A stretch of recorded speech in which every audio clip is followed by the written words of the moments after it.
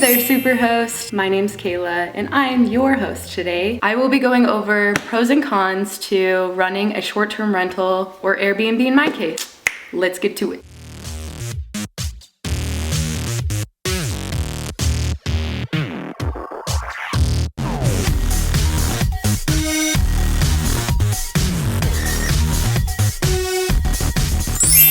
Subscribe. Today I find myself in my own Airbnb and studio. I have been doing this for almost 3 years.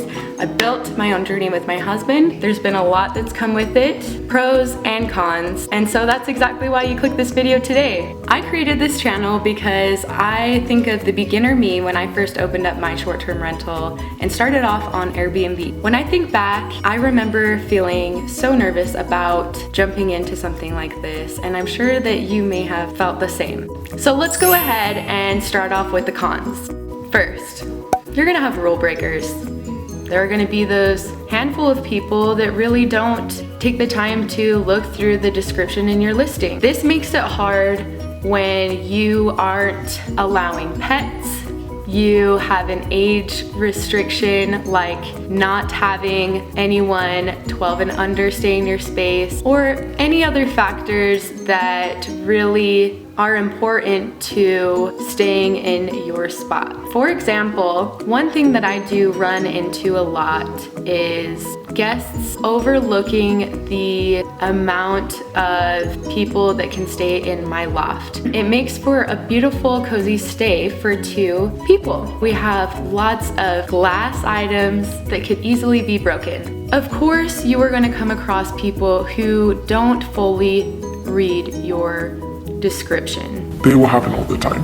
Another con that I would like to talk about is super important and a lot of people overlook because it's something that doesn't happen very often, but it should definitely be addressed. And that is guests that are traveling and do not understand your state requirements and laws. This can be really, really risky for you because you are then liable for that guest inside your space that might be, you know, Smoking some pot. Just waking up in Because it may be legal in the state that they had come from, but not really in yours, if you know what I mean. Because every state is different. The last and final con that I have for you, you do not have any control of your space while it is in use. Now that might sound pretty obvious, but one situation that comes to mind was I had a girl reach out to me and wanted to use our space for her own birthday party. She had contacted me and let me know that it was just gonna be for a few hours and she wasn't even going to spend the night. And one of my policies just with myself is even if my guest says that they are going to be in there for just about 4 hours and not spending the night, I still do not go inside of the space because just out of respect out of them, they might come back and they have the space from check-in at 3 and check out the next day at 11 a.m. Fast forward, 11 a.m. had come by and I was ready to do the turnover. I walked through the door and I could see that the crock pot was left on and the light was red, and I had obviously remembered that they left this crock pot on all night. Understanding and trusting that the guest is responsible for if something like that would have happened, unless obviously the place has caught on fire, something very extreme. Now there are obviously different scenarios that hosts probably go through, and there are times where you do definitely need to go into the space and take over, whether if that is with law enforcement or anything along those lines, and that's something totally separate. But it can be really challenging just to know that you're leaving it up to the guests to be liable for all damages in your space. So we pray that doesn't happen. moving on to our pros list.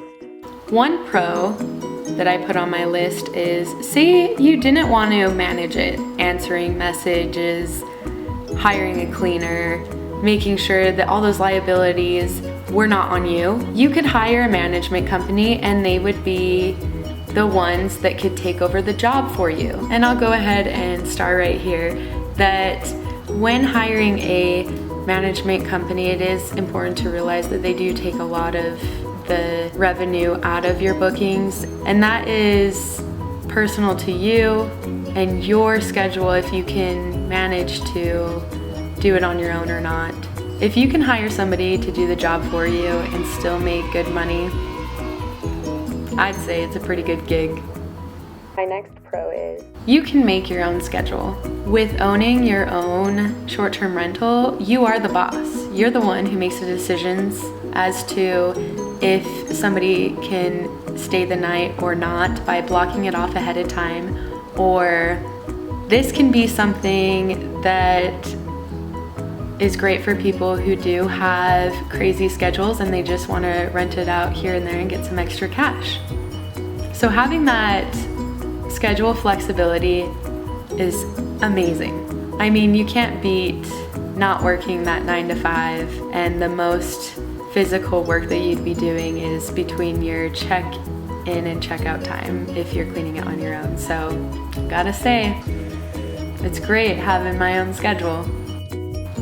This is something that I really didn't even think I'd come across when owning my own Airbnb or short-term rental.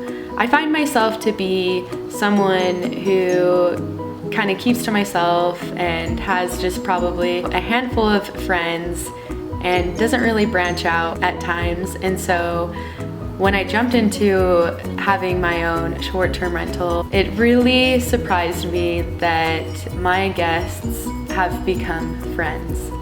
I mean this in the sense of even if they left me a little note that I got to read during my turnover that said, "Thank you so much for sharing your space. My husband and I really needed this time together." I've had guests leave me gifts before, and I really didn't ever think that that would be something that would come along with this job. If you know me and my space, I have over 100 plants that I've lost track of, and it is very prominent in the studio. So I've had people leave me little plants here and there and plant hangers. There was a guest that had actually made a plant hanger herself and gave it to me, and it sits right up in the loft now, and it is such a beautiful piece that is added to our space. I'm just in awe with how awesome humans are. Now, if you like this video, click right here and watch my most recent video about the 5 things that I wish that I knew before starting up my own short-term rental or Airbnb. If you like this video and subscribe to my channel, it means the world to me. It really helps others just like you learn about hosting a short-term rental, and the more prepared we will be to take it on.